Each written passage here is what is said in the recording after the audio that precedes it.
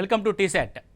పోటీ పరీక్షలకి ప్రిపేర్ అవుతున్న అభ్యర్థులకి టీశాట్ వారు అందిస్తున్న శిక్షణా తరగతుల్లో భాగంగా ప్యూర్ మ్యాథ్స్ అనే విషయంలోంచి ఈరోజు మనము జామెట్రీ అనే టాపిక్ని డిస్కస్ చేస్తూ ఉన్నాం.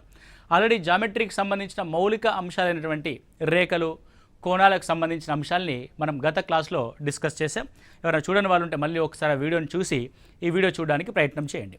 సో ఇందులో మనం ఏం చూస్తామంటే సేమ్ కోణాలకు సంబంధించిన అంశాన్ని మరియు రేఖాఖండాల చేత ఏర్పడే బహుభుజుల యొక్క అంశాన్ని మనము ఈ వీడియోలో చర్చించడానికి ప్రయత్నిద్దాం. సో ఇప్పుడు కోణాలు ఉన్నాయి. ఫర్ ఎగ్జాంపుల్ మనం కోణాల యొక్క వాల్యూని తీసుకున్నాం. ఏమని తీసుకున్నాము? 0 degrees అని అన్నాము, 90 degrees అన్నాం, 180 degrees అన్నాం, అదేవిధంగా 360 degrees అన్నాం. రైట్. సో 0 degreesని శూన్య కోణం అన్నాం, 90 degreesని లంబ కోణం అన్నాం, 180 degreesని సరళ కోణం అన్నాము, 360 degreesని వృత్త కోణము లేదా పూర్తి కోణంగా మనం తీసుకున్నాం. ఇది ఎగ్జాక్ట్గా ఒక కోణం యొక్క విలువ 90 degrees అయితే, ఒక కోణం యొక్క విలువ 180 degrees అయితే, ఒక కోణం యొక్క విలువ 360 degrees అయితే, అలా కాకుండా ఏవైనా రెండు కోణాలు కలిస్తే, ఇప్పుడు ఏవైనా రెండు కోణాలు కలిసి 90 degreesలకు సమానమైంది అనుకోండి, ఏవైనా రెండు కోణాలు కలిసి 180 degreesలకు సమానమైతే, ఏవైనా రెండు కోణాలు కలిసి 360 degreesలకి సమానమైతే, అంటే ఏవైనా రెండు కోణాలు x డిగ్రీలు మరియు y డిగ్రీలు కలిసి 90 degreesలకి సమానమైందనుకోండి, వీటిని ఏమంటారు? అదేవిధంగా x డిగ్రీలు y డిగ్రీలు కలిసి 180 degreesలకి సమానమైతే దీనిని ఏమంటాము? అదేవిధంగా x డిగ్రీలు y డిగ్రీలు కలిసి 360 degreesలకు సమానమైతే ఈ కోణాలని ఏమంటారు అన్నది మనం ఇప్పుడు డిస్కస్ చేద్దాం. సో x, y కోణాలు కనుక 90 degreesలకు సమానమైతే xని వైని ఒకదానితో ఒకటి పూరక కోణాలుగా తీసుకుంటాం. అంటే x యొక్క పూరక కోణం y, y యొక్క పూరక కోణం x అని అర్థం. x, y కోణాల యొక్క మొత్తం 180 degrees అయితే వీటిని సంపూరక కోణాలు అని అంటాం. x యొక్క సంపూరక కోణం y అవుతుంది, y యొక్క సంపూరక కోణం x అవుతుంది. x మరియు y కోణాల యొక్క మొత్తం 360 degrees అయితే వాటిని సంయోగ కోణాలు అని అంటాం. అంటే x యొక్క సంయోగ కోణం y, y యొక్క సంయోగ కోణం x, ఆ రెండింటి యొక్క విలువ 360 degreesలకి సమానం కావడము అన్న విషయం పైన ఆధారపడి ఉంటుంది. So what is the question బేస్డ్గా ఏ విధంగా వస్తుంది అని అంటే, ఇప్పుడు రెండు పూరక కోణాల నిష్పత్తి 3:2 అయితే ఆ కోణాల యొక్క విలువలు ఎంత అని అడగండి. ఆ కోణాలు ఏవి అంటే ఇక్కడ ఏమంటున్నాడు? రెండు పూరక కోణాలు. ఏవైనా రెండు కోణాలు ఎప్పుడు పూరకమవుతాయి? ఎప్పుడు పూరకమైతే అంటే వాటి యొక్క రెండు విలువలు x degrees plus y degrees యొక్క మొత్తము 90 degreesలకి సమానమైతే, అందులో x డిగ్రీస్ ఎంత ఉందంట? 3:2 అంటే 3 భాగాలు ఉంది. y కోణము 2 భాగాలు ఉంది. అంటే x యొక్క విలువ 3 partsగా ఉంది, y యొక్క విలువ 2 partsగా ఉంది. That is equal to 90 degrees. అంటే మొత్తం 5 భాగాల విలువ 90 degreesలకి సమానమైతే ఈచ్ పార్ట్ ఏమవుద్ది? 5 1s 5, 5 8s 40, అంటే 18 degrees ఒక పార్ట్కి సమానం. మన అలాంటప్పుడు 3 భాగాలు కలిగిన x కోణం ఏమవుద్ది అని అంటే 3 × 18 degrees 54 degrees. అదేవిధంగా y ఏమవుద్ది? 2 × 18 degrees 36 degrees అవుతుంది. ఈ విధంగా మనకి రేషియో ప్రకారంగా కూడా క్వశ్చన్ రావడానికి ఆస్కారం ఉంది. ఏవైనా రెండు పూరక కోణాలు సమానమైతే, సమానం అంటే ఏం చేయాలి? 90 degrees సమానంగా విడదీస్తే 45 degrees 45 degrees, అప్పుడు అవి ఏమవుతాయి? పూరక కోణాలు అవుతాయి. So this is x degrees and y degrees యొక్క వాల్యూగా మనం ఇక్కడ చూస్తాం. సేమ్ క్వశ్చన్ మనకి సంపూరకాల యొక్క నిష్పత్తి అని అనుకోండి 3:2 అయితే ఆ కోణాలు ఏవి? సంయోగ కోణాల యొక్క నిష్పత్తి 3:2 అయితే ఆ రెండు కోణాలు ఏవి? ఇప్పుడు సంపూరకము అనగానే నీకు ఐడెంటిఫై అవ్వాలి. ఏం ఐడెంటిఫై అవ్వాలి? ఆ రెండు కోణాల మొత్తం x degrees plus y degrees is equal to 180 degrees అనే విషయం నీకు ఐడెంటిఫై అయితే x అనేది 3 parts, y అనేది 2 parts, అంటే మొత్తం 5 భాగాల యొక్క విలువ 180 degrees. చూడండి, ఇంతకు ముందులాగా నేను 5p 3p అని రాయట్లేదు, డైరెక్ట్గా రాస్తున్నాను. ఏమని రాస్తున్నాను? ఈ రెండింటి యొక్క మొత్తం 3 + 2 5 భాగాల యొక్క మొత్తము డిగ్రీస్లో 180 డిగ్రీలకు సమానం. అయినా మొదటి కోణము ఎక్స్ అనేది 3 పార్ట్స్ ఎంతకి సమానము అన్నది నా యొక్క ప్రశ్న. So 3/5 into 180 degrees. So it is 5 3s 15, 5 6 30. So 36 into 3 ఎంత అవుద్ది? 108 డిగ్రీస్ అవుద్ది. ఒక విలువ 108 డిగ్రీస్, రెండిటి యొక్క మొత్తం 180. సెకండ్ ఈజీగా చెప్పేయచ్చు. 180 అవ్వాలంటే ఇంకెంత కలపాలి మనం దీనికి?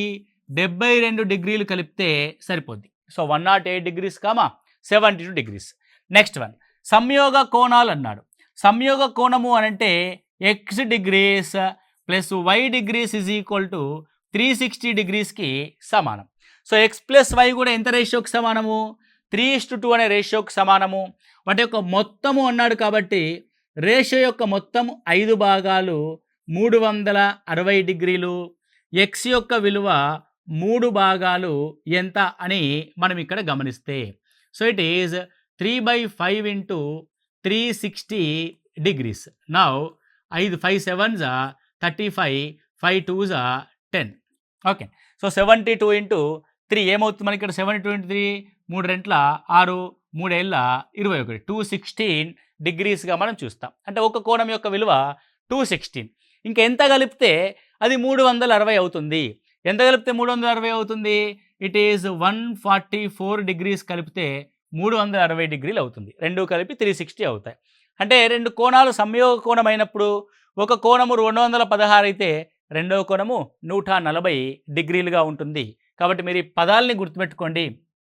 పూరకము రెండు కోణాల యొక్క మొత్తం 90 డిగ్రీలు, సంపూరకము రెండు కోణాల యొక్క మొత్తం 180 డిగ్రీలు, సంయోగము రెండు కోణాల యొక్క మొత్తము 360 డిగ్రీలుగా మనం చూస్తాం. Okay, clear, right. ఇప్పుడు మళ్ళీ ఒకసారి మనం కోణాల నుంచి కిరణాలకి రేఖాఖండాల వైపు మనం ఒకసారి మరలితే, ఒక రేఖాఖండం తీసుకున్నాను, రైట్. నెక్స్ట్ ఇంకొక రేఖాఖండం కూడా తీసుకుంటాను. నేను 2 రేఖాఖండాలు తీసుకున్నాను. ఈ 2 రేఖాఖండాలు ఏం చేసినాయంటే, 2 రేఖలు, సరళ రేఖలు ఏం చేసుకున్నాయంటే ఒక చోట ఖండించుకున్నాయి. ఎక్కడ ఖండించుకున్నాయి? ఖండించుకున్న పాయింట్ని ఓ అందాం. సో వద్ద ఖండించుకున్నాయి. ఇది మొదటిది PQ, ఇది రెండవది RS అనుకోండి. సో మీకు ఏం చెప్పాం మనము అని అంటే, ఇది ఉమ్మడి బిందువు కలిగిన OS అనే కిరణం, ఉమ్మడి బిందువు కలిగిన OP అనే కిరణం. అంటే ఓ వద్ద ఇటువైపు కోణం ఏర్పడింది కదా, రైట్. సో ఏం కోణం ఇది? Angle POS, right. సో ఇటువైపు ఒక కోణం ఏర్పడింది కదా, ఏంటిది కోణం? Angle QOR, angle QOR, right. So ఇక్కడ జాగ్రత్తగా గమనిస్తే ఇవి 2 సరళ రేఖలు ఖండించుకున్న బిందువుని మనం ఏమంటారంటే, ఉమ్మడి బిందువుని శీర్షము అని అంటాం, లేదంటే ఖండన బిందువు అని అంటాం. ఖండించుకున్న బిందువు, 2 రేఖలు ఖండించుకున్నాయి, ఖండించుకున్న బిందువుని శీర్షము అని అంటాం. శీర్షానికి 2 ఒకదానితో ఒకటి ఎదురెదురుగా ఉన్నాయి. సో 2 సరళ రేఖలు ఖండించుకున్నప్పుడు ఎదురెదురుగా ఉన్న కోణాలని శీర్షాభిముఖ కోణాలు అని అంటాం. సో 2 సరళ రేఖలు ఖండించుకున్నప్పుడు శీర్షాభిముఖ కోణాలు సమానంగా ఉంటాయి. ఇక్కడ 110 డిగ్రీస్ ఉందనుకోండి, ఇక్కడ కూడా 110 డిగ్రీలే ఉంటుంది. 120 ఉంటే 120 ఉంటుంది, 130 ఉంటే 130 ఉంటుంది, ఎక్స్ ఉంటే ఎక్స్ ఉంటుంది. అంటే I mean angle POS is equal to angle QOR. So 2 సరళ రేఖలు ఖండించుకున్నప్పుడు ఒకటే జత ఏర్పడుతుందా? ఇది ఒక జత, 1 పేర్. ఓకే, ఇంకో జత కూడా ఉంది కదా, ఇగో ఈ 2 గ్యాప్స్. సో ఇక్కడ ఇది ఒక కోణమే. ఏం కోణం ఇది? Angle SOQ. సో దీనికి ఎదురుగా, ఆ శీర్షాభిముఖానికి ఎదురుగా ఏర్పడిన కోణము యాంగిల్ POR, రైట్. సో ఇవి 2 కూడా సమానం.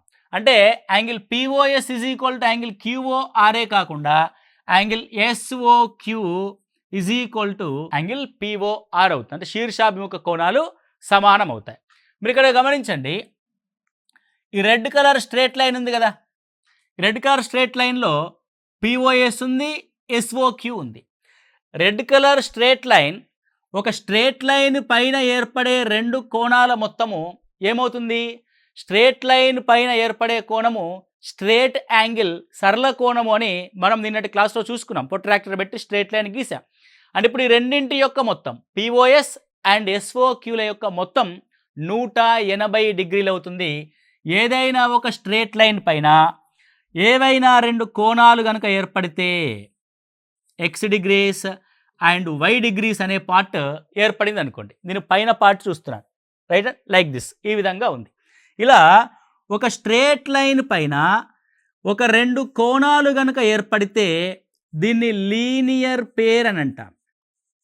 It is called linear pair, రేఖీయ ద్వయం అవుతుంది. రేఖీయ ద్వయం యొక్క మొత్తం ఎంత అంటే 180 డిగ్రీలకి సమానం అవుతుంది.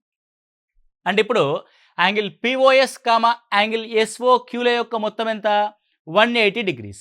ఫర్ ఎగ్జాంపుల్ ఇది 110 అనుకోండి, ఇది 70 అవుతుంది. 120 అయితే 60 అవుతుంది. 130 అయితే 50 అవుతుంది. 90 అయితే ఇంకో 90 అవుతుంది. It's clear. అంటే ఒక స్ట్రేట్ లైన్ పైన ఏర్పడిన రెండు కోణాల యొక్క మొత్తము 180 డిగ్రీలకి సమానంగా ఉంటుంది.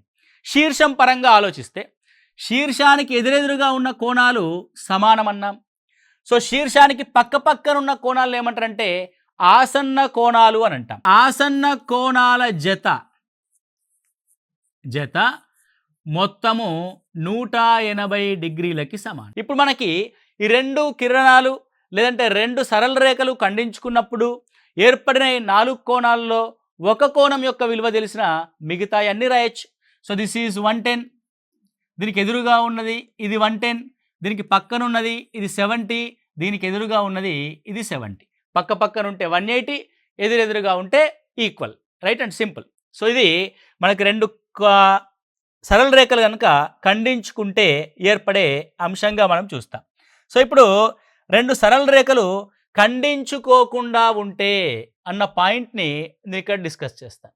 ఇది ఒక సరళ రేఖ, ఇంకో సరళ రేఖను తీసుకో. సో రెండు సరళ రేఖలు తీసుకోండి. ఈ రెండు సరళ రేఖల యొక్క అర్థం ఏంటి అని అంటే, ఫర్ ఎగ్జాంపుల్ ఇది PQ అనుకోండి, ఇది RS అనుకోండి. PQ మరియు RS ఇవి రెండు స్ట్రేట్గా పోతూ ఉంటాయి. ఎంత దూరం పోయినా అవి రెండు కలుసుకోవు, అంటే ఇవి ఖండించుకోవు. సో ఖండించుకోనటువంటి రేఖల్ని ఏమంటాము అని అంటే సమాంతర రేఖలు అని అంటాం.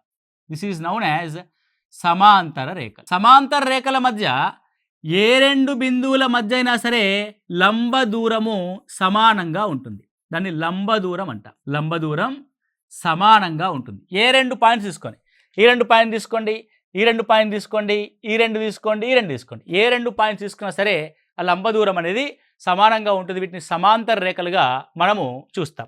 ఈ రెండు సమాంతర రేఖల్ని కనుక మనము గమనించినట్లయితే, సో రెండు సమాంతర రేఖలు, సో సమాంతర రేఖలో ఇది P, ఇది Q, ఇది R, ఇది S. ఓకే, సో దాన్ని ఏమని రాస్తారంటే PQ parallel to RS. Okay, ఈ రెండు నిలువు గీతలు పెట్టాం కదా, this is symbol of parallel. So PQ అనేది RSకి సమాంతరంగా ఉంది అని అంటున్నాం.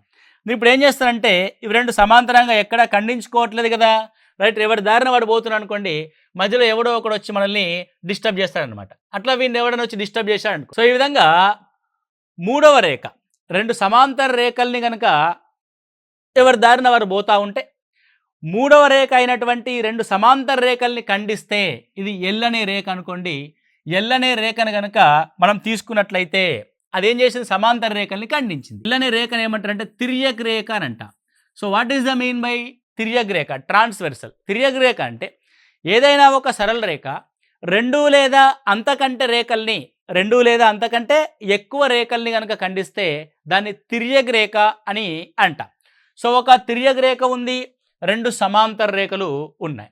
సో ఇప్పుడు చూడండి, ఇది ఇక్కడ ఖండించింది. ఫర్ ఎగ్జాంపుల్ దీన్ని O అందాం, దీన్ని O డాష్ అందాం, రైట్. ఎక్కడ ఖండించింది? రెండు బిందువుల వద్ద ఖండించింది. రెండు బిందువుల వద్ద ఖండించిన ఇక్కడ మొదటి ఖండన బిందువు వద్ద 4 కోణాలు ఏర్పడ్డాయి. సో మొదటి కోణం ఏంటి? సో దీన్ని ఏ విధంగా రాద్దాం మనము అని అంటే, దీని ఒక MN అనే రేఖ అనుకోండి, అప్పుడు మనం ఈజీగా ఐడెంటిఫై చేయొచ్చు. సో లేదంటే ఈ ఐడెంటిఫికేషను ABCDలతో కాకుండా నేను చేసిన నెంబర్లతో ఐడెంటిఫై చేస్తాను.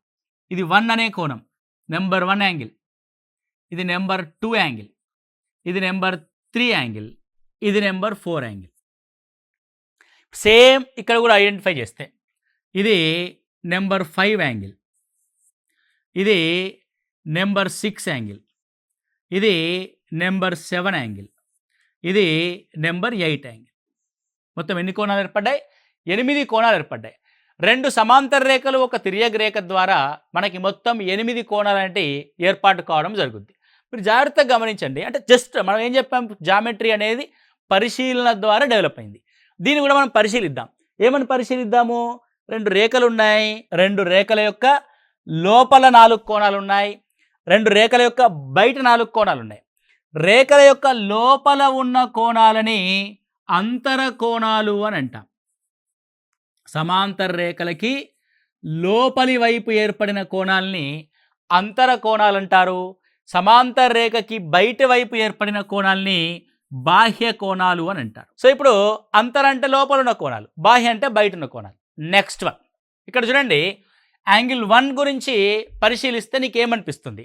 సరళ రేఖకి పైన తిర్యక రేఖకి ఎడమ వైపున ఏర్పడిన కోణము. యాంగిల్ 1 ఏర్పడిందంటే సమాంతర రేఖకి పైన తిర్యక రేఖకి ఎడమ వైపు. 5 గురించి చెప్పండి, సేమ్ 5 గురించి చెప్పినప్పుడు సేమ్ మాట చెప్తాం మనం. సమాంతర రేఖకి పైన తిర్యక రేఖకి ఎడమ వైపున, ఇది కూడా పైన మరియు ఎడమ వైపున. ఈ రెండింటి యొక్క అడ్రస్ ఒకే రకంగా ఉంది కాబట్టి ఒకే రకంగా ఏర్పడిన కోణాలు అంటే సమాంతర రేఖల పైన ద సేమ్ లొకేషన్లో ఏర్పడిన కోణాలు. 1 అనేది సమాంతర రేఖకి పైన తిర్యక రేఖకి ఎడం వైపు, 5 అనేది సమాంతర రేఖకి పైన తిర్యక రేఖకి ఎడం వైపు. ఇలా ఒకే లొకేషన్లో ఏర్పడిన కోణాలని ఏమంటారు అని అంటే కరస్పాండింగ్ యాంగిల్స్ అని అంటాం. మనం కరస్పాండింగ్ అడ్రస్ తెలుసు కదండి, మనం ఇంట్లో ఉంటాం, ఆఫీస్లో ఉంటాం, ఎక్కడ ఉంటే అక్కడికి అడ్రస్ అనేది వస్తుంది. వాటిని కరస్పాండింగ్ యాంగిల్స్గా పేర్కొంటారు. ఏమున్నాయి కరస్పాండింగ్ యాంగిల్స్? యాంగిల్ 1, యాంగిల్ 5 అనేది ఒక జత, 2 and 6 అనేది మరొక జత, ఓకే. 4 and 8 అనేది ఒక జత, నెక్స్ట్ 3 and 7 అనేది ఒక జత. వీటిని కరస్పాండింగ్ యాంగిల్స్ అంటాం. తెలుగులో సదృశ్య కోణాలు అని అంటాం. అంటే చూడ్డానికి ఒకే రకంగా ఉండే కోణాలు, సదృశ్య కోణాల యొక్క జతలు. సో ఇప్పుడు అదే తిర్యక రేఖ, అదే ప్యారలల్ లైను, అదే లొకేషన్ కాబట్టి అలా ఏర్పడే కోణాలు ఎప్పుడూ కూడా సమానంగా ఉంటాయి. Angle 1 is equal to 5, angle 2 is equal to 6, angle 4 is equal to 8, angle 3 is equal to 7, right. ఇప్పుడు చూడండి, 1 వద్ద x డిగ్రీస్ ఉందనుకోండి, 5 వద్ద కూడా x డిగ్రీస్ ఉంటుంది, 2 వద్ద y డిగ్రీస్ ఉందనుకోండి, 6 దగ్గర కూడా y డిగ్రీస్ ఉంటుంది. సో 1కి 3 అనేది శీర్షాభిముఖం కాబట్టి ఇది కూడా x, 2కి 4 శీర్షాభిముఖం కాబట్టి ఇది కూడా y, 6కి 3 y, 5కి 7 y, ఓకే. అంతర కోణాలని గమనించండి, 3, 4, 5, 6. 3కి పక్కన కాకుండా నెక్స్ట్ పక్కన ఉన్నది x అండ్ x అంటే రెండు సమానం.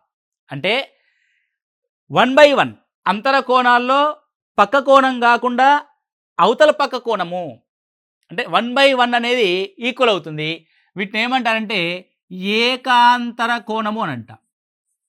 అంతరం ఉంది మధ్యలో, అంతర కోణాల్లో ఒకే ఒక గ్యాప్ ఉంది. ఏకాంతర అంతర కోణాల్లో ఒకదాన్ని వదిలిపెట్టి ఒకటి అని అర్థం.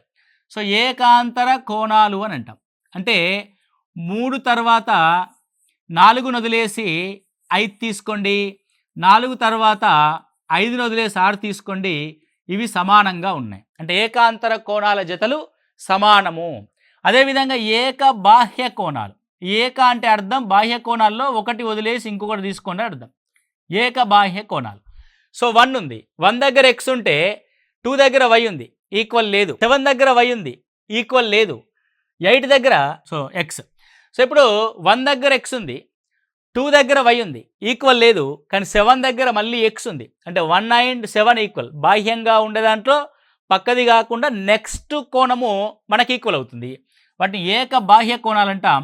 Angle 1 is equal to angle 7, angle 2 is equal to angle 8.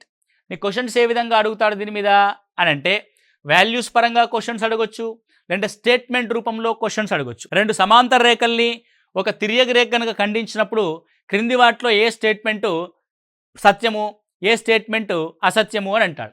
ఏం సత్యము అని అంటే ఏకాంతర కోణాలు సమానము అనేది సత్యము, ఏకబాహ్య కోణాలు సమానం అనేది సత్యము, సదృశ్య కోణాలు సమానం అనేది సత్యము.